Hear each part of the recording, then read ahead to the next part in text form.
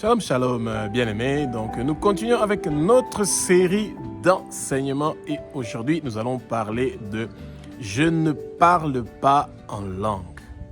Donc, j'ai pas le Saint-Esprit. Alors, c'est une question que beaucoup de chrétiens se posent, de savoir s'ils ne parlent pas en langue, ça veut dire qu'ils n'ont pas le Saint-Esprit. C'est faux. Quand vous acceptez Jésus-Christ de Nazareth comme Seigneur, Sauveur et Maître de votre vie, automatiquement, vous recevez le Saint-Esprit. Et si vous voulez recevoir le baptême du feu du Saint-Esprit, vous devez vous mettre de nouveau à genoux et demander que le feu du Saint-Esprit vienne en vous, que vous recevez le baptême du feu du Saint-Esprit bien-aimé. Et ce feu-là est un feu qui va briller nuit et jour dans votre cœur bien-aimé. Et ne soyez pas impressionnés par les gens qui parlent en langue et que vous n'êtes pas en train de parler en langue. Alors, nous demandons au Saint-Esprit de prendre le contrôle de ma bouche pour que ce que je veux dire, que ce ne soit pas des paroles qui viennent de ma bouche, mais que ce soit des paroles qui sont inspirées par le Saint-Esprit de façon que ce ne soit pas moi qui sois en train de parler, mais que ce soit le Saint-Esprit qui soit en train de parler à travers moi et que le vent impétueux du Saint-Esprit commence à remplir maintenant le lieu où vous êtes et que le Saint-Esprit vous remplit maintenant et recevez la paix, recevez le repos et nous sommes en train de lier toute pensée impure ou malsaine ou négative qui veut vous empêcher de connaître cette vérité qui va vous délivrer de toutes ces questions que vous avez et dont vous ne trouvez pas les réponses. Et nous demandons que le Saint-Esprit vous protège pendant ces moments où vous êtes en train de recevoir une parole qui va vous édifier et qui va vous rendre encore plus solide et que vous puissiez grandir spirituellement parce que c'est ça que nous voulons. Ne pas continuer à boire du lait, mais à manger de la nourriture qui est solide pour pouvoir facilement grandir spirituellement. Et c'est ça que nous voulons quand nous sommes des chrétiens, de ne pas rester au même endroit, mais de grandir spirituellement. Alors oui, le parler en langue est un don que nous recevons. Et Marc 16-17 nous le dit que nous allons parler en langue, c'est une promesse que le Seigneur nous a fait. Le Seigneur nous a fait beaucoup de promesses et les chrétiens ne peuvent pas avoir toutes les promesses en une fois. Et c'est le Saint-Esprit, encore une fois, qui va déterminer quelles sont les promesses que le Saint-Esprit pense que c'est des instruments que vous pouvez utiliser pour la gloire du Seigneur. Vous ne recevez pas des promesses ou des dons du Saint-Esprit pour que vous soyez glorifiés, mais c'est pour que Dieu soit glorifié à travers le travail que vous êtes en train de faire. Et c'est à travers vous, et c'est donc le Seigneur est en train de mettre en vous qu'il veut que son nom soit glorifié. Et malheureusement, de nos jours, les gens veulent être glorifiés et ils ne préfèrent pas que c'est Dieu qui soit glorifié. Regardez-moi, regardez ce que je sais faire, regardez ce qui s'est passé quand j'ai prié, regardez ce qui s'est passé quand j'ai dit, regardez ce que j'ai prophétisé. Et bien aimé, tout ça, c'est c'est l'ego. C'est l'orgueil et c'est exactement ça que nous n'avons pas besoin. Et ça peut, quand nous avons des nouveaux croyants, ça peut les déstabiliser et qu'ils peuvent penser que vous êtes privilégiés et qu'eux, ils n'ont rien. Pourtant, nous sommes tous appelés à prêcher la bonne nouvelle. L'idée que nous voulons, c'est d'être une source d'eau qui peut bénir quelqu'un, qui peut bénir les autres. Quand nous sommes en train de gagner des âmes pour le royaume de Jésus de Nazareth, nous préparons ces âmes-là à partir aussi pour aller prêcher et que eux aussi, à leur tour, qu'ils soient des arbres qui sont en train de produire des fruits et qui puissent amener d'autres âmes dans le royaume de Jésus de Nazareth. Et quand les gens arrivent dans un lieu où on est seulement en train de parler en langue et que ces gens ne comprennent rien de tout ce qui est en train de se passer, ils peuvent penser que dans cette communauté-là, dans cette église-là, les gens sont devenus fous et ce n'est pas du tout le cas. Alors, les promesses qui se trouvent donc dans la Bible et les promesses que nous allons recevoir des dons du Saint-Esprit, ce sont des promesses que nous avons reçues pour que le corps du Christ soit édifié. que nous puissions avoir des guérisons, que nous puissions avoir des prophéties, que nous puissions avoir le parler en langue, les interprétations du parler en langue, que nous puissions avoir diverses sortes de choses qui se passent dans le corps du Christ.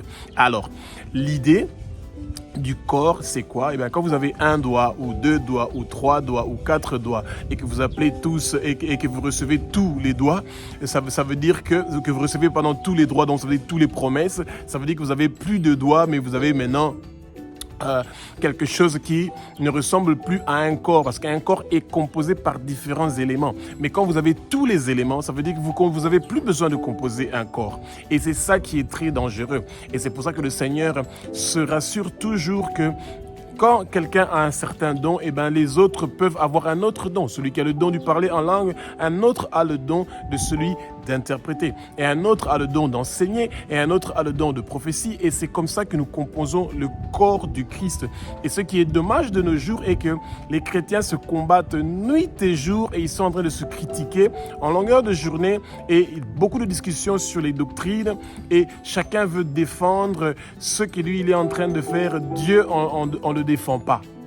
C'est dans d'autres religions, vous voyez que dans d'autres religions, ils font ça. Quand vous parlez de leur religion, directement, ils commencent à vous envoyer des messages, ils sont fâchés, et etc., parce qu'ils se sentent touchés. Ils veulent défendre leur doctrine, ils veulent défendre leur pasteur, ils veulent défendre leur église.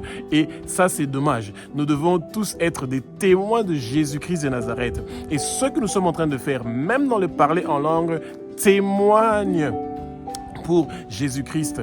Notre vie, notre façon de vivre, de faire les choses, c'est ça qui témoigne le Christ. Et non seulement de parler en langue, et surtout quand ça n'a pas d'interprétation, et surtout quand ça se fait dans les lieux publics où il y a des nouveaux croyants qui ne savent pas qu'est-ce qui est en train de se passer et qui n'ont pas d'explication de ce qui est dit. Alors, le parler en langue est quelque chose de très important pour beaucoup de chrétiens. Eh bien, quand vous n'êtes pas en train de parler en langue, si vous voulez parler en langue, vous priez le Seigneur pour qu'il vous donne ce don-là du parler en langue. Et si vous ne le recevez pas, eh bien, vous pouvez aussi parler avec des hommes de Dieu que vous faites confiance et que vous connaissez. Et la parole dit qu'ils peuvent imposer leurs mains sur nous pour que nous puissions recevoir ce parler en langue là où le feu du Saint-Esprit qui peut nous faire parler en langue. Alors, ce qu'il y a de difficile chez beaucoup de chrétiens, ils veulent parler en langue en fermant leur bouche. Et là, ça devient très compliqué. Et attention, le Saint-Esprit n'est pas un dictateur. Il coopère avec nous. Eh bien, quand les chrétiens veulent parler en langue, eh bien, il faut commencer d'abord à ouvrir votre bouche et ensuite le parler en langue vient. Et ça veut dire que quand vous dites Seigneur, je veux avoir le parler en langue et vous fermez votre bouche et vous attendez avec un silence, et bien quand vous avez un verre d'eau qui est devant vous et que vous ne prenez pas ce verre d'eau là et que vous buvez l'eau, et bien c'est difficile de pouvoir boire l'eau que vous ne mettez pas dans votre bouche. Et bien c'est comme ça que ça se passe aussi avec le parler en langue. Vous devez commencer quelque part et ne soyez pas intimidés. C'est pas parce que vous ne parlez pas en langue que vous n'avez pas le Saint-Esprit du tout. Et ben vous avez le Saint-Esprit. Le Saint-Esprit peut prier à travers vous, pas seulement en parler en langue, mais aussi même pendant votre sommeil, même quand on est en train de marcher, et la parole nous dit que nous devons prier en tout temps, et il n'y a personne qui prie en tout temps et qui connaît les paroles qu'il doit utiliser pendant cette prière-là. C'est le Saint-Esprit qui est en train d'agir à travers nous, et c'est pour ça que nous devons vivre une vie de sanctification pour que ce Saint-Esprit-là soit avec nous. Nous devons refuser le péché pour que le Saint-Esprit puisse agir pleinement dans notre vie. Et ce qui est dommage de nos jours est que, à cause de divergences, de beaucoup de questions que les chrétiens sont en train de se poser, eh ben, l'unité dans le corps du Christ est en train d'être détruite. Et c'est dommage. Les gens viennent à l'église, ou viennent dans des assemblées, ou viennent dans des réunions de prière avec l'esprit de critique. C'est un ministère qui n'existe pas. Dans les 5 ministères que dont on parle dans la parole, dans la Bible, il n'y a pas le ministère de critique. Et ce ministère-là est un mauvais ministère que les chrétiens ont inventé pour pouvoir salir les autres. Et pourtant, ils disent tous qu'ils parlent du même Jésus ou ils ne parlent pas du même Jésus. Et ils font beaucoup de discussions, de doctrines.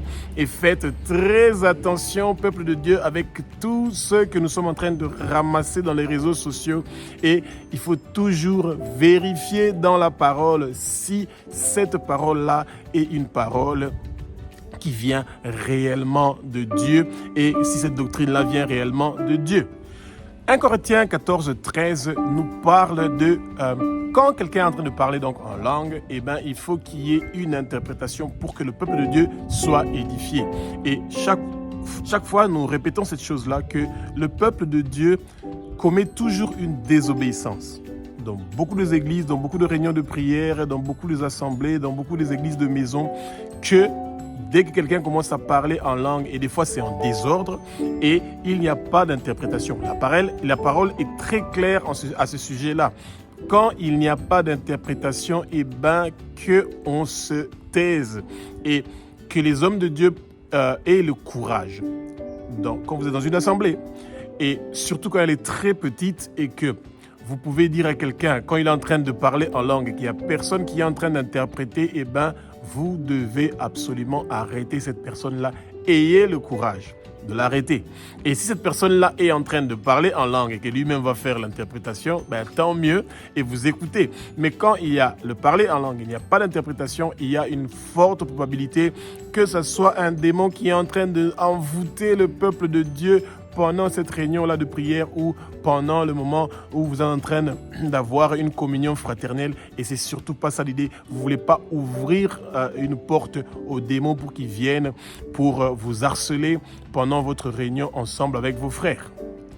Pour les gens qui intercèdent, le parler en langue est une arme très puissante pendant les moments de prière que vous faites d'intercession pendant la nuit ou pendant la journée.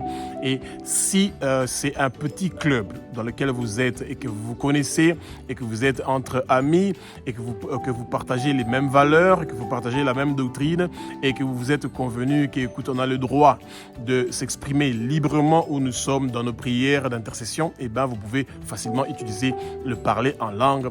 Et le parler en langue est une arme que le Satan n'aime pas quand c'est un parler en langue qui vient du Saint-Esprit. Parce que le monde de ténèbres ne peut pas déchiffrer ce que vous êtes en train de dire. Et ça rend leur vie très difficile et c'est une arme puissante pendant la prière. Et pour ceux qui parlent en langue, quand vous êtes chez vous à la maison, dans votre chambre, vous êtes en train de faire votre prière à vous et sentez cette liberté-là de pouvoir parler en langue et d'utiliser ça pendant votre prière. Ça ne doit pas être un don que vous utilisez en public en train de chercher à être glorifié. Lui, il a le parler en langue. Waouh, il est spirituellement, il est vraiment à un autre niveau. Les gens commencent à se donner des niveaux à cause du parler en langue et c'est surtout pas ça l'idée. L'idée est celui que le nom de Dieu doit être glorifié à travers ce que nous sommes en train de faire et que le corps du Christ doit être édifié. Et c'est des choses qui sont très importantes que le peuple de Dieu doit savoir, que c'est des choses qui sont importantes de comprendre certaines choses. Et quand vous avez des questions qui vous dérangent, prenez le temps de poser ces questions-là à vos encadreurs, vos enseignants, vos pasteurs, aux évangélistes qui sont dans vos églises pour qu'ils puissent vous aider à avoir des réponses sur ces questions-là que vous êtes en train que vous vous posez. Et quand vous partez seulement dans les réseaux sociaux pour chercher les réponses à ces questions-là que vous êtes en train de vous poser, vous pouvez tomber aussi sur des réponses qui vont vous conduire à la dérive et qui vont vous égarer. 1 Corinthiens 14, 32 nous parle que l'esprit des prophètes est soumis donc aux prophètes. Il y a des gens qui disent que non, moi je ne peux pas contrôler le parler en langue, ça vient de soi-même où je suis, quand même je suis dans l'église, je peux... Bien aimé, l'esprit des prophètes est soumis aux prophètes. Ça veut dire que le parler en langue, si vous savez que vous êtes dans une assemblée et que vous savez qu'il y a probablement, et on est en train de prêcher par exemple, et que vous savez que ça peut déranger les autres et que ça peut perturber l'assemblée, eh bien vous pouvez maîtriser ce moment-là de parler en langue et vous le gardez pour vous. Et c'est très important. Et ne pas dire que non, moi j'ai pas le contrôle sur ça, et ben ça vient, je sais pas arrêter ça. Quand ça vient que vous savez pas arrêter ça, c'est pas un parler en langue qui vient du Saint-Esprit, c'est un parler en langue qui vient d'ailleurs. Et ben Dieu vous suggère de pouvoir vous mettre à genoux et de demander au Seigneur si ce parler en langue-là vient réellement de lui et non du monde des ténèbres. Parce que si c'est un parler en langue qui vient du monde des ténèbres, c'est un parler en langue qui vient pour détruire votre vie et vous n'avez aucun gain à laisser que des esprits impurs et malsains viennent pour détruire votre vie. Acte 2.8 nous parle du jour de la Pentecôte. Mais le jour de la Pentecôte, quand les gens ont reçu le Saint-Esprit, qu'ils étaient en train de parler en langue, les gens qui étaient autour d'eux étaient étonnés qu'ils entendaient des gens qui supposaient, qui se disaient, c'est impossible que ces gens soient en train de parler dans notre langue. Donc les gens qui n'avaient pas reçu le Saint-Esprit, mais qui étaient en train d'entendre ces gens en train de parler, ils ont reconnu les langues de leur nation.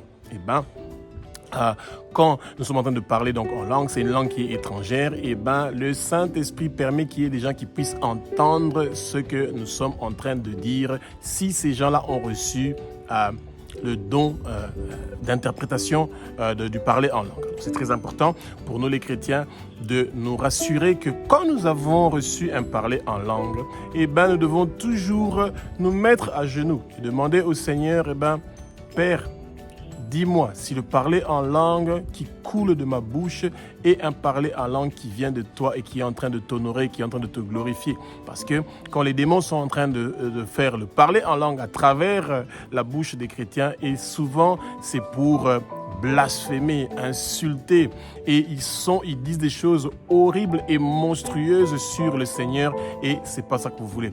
Espérons que vous avez appris quelque chose sur le parler en langue et que les doutes que vous aviez sur le parler en langue, que ces doutes-là vous lâchent et que ça vous quitte, et soyez rassurés que le Seigneur est avec vous et qu'il a un bon plan pour vous et qu'il connaît à quel moment il vous donne les dons dont vous avez besoin pour pouvoir travailler pour son royaume.